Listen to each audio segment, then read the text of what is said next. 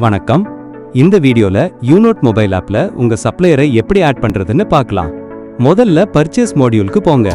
அங்க purchase management செக்ஷன்ல இருக்கிற ஆல் சப்ளையரை செலக்ட் பண்ணுங்க. இந்த பேஜ்ல உங்க சப்ளையர்களோட லிஸ்ட்டை பார்க்கலாம்.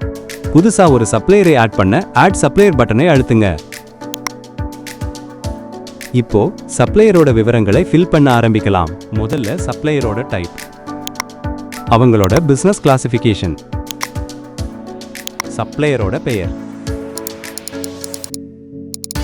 மற்றும் தொடர்பு விவரங்கள் மாதிரியான பொதுவான தகவல்களை என்டர் பண்ணுங்க.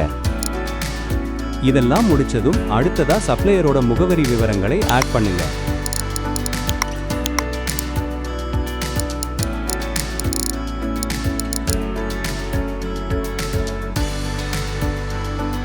அடுத்ததா ஜிஎஸ்டி டைப், ஜிஎஸ்டி அடையாள எண் மாதிரியான ஜிஎஸ்டி விவரங்களை ஆட் பண்ணுங்க.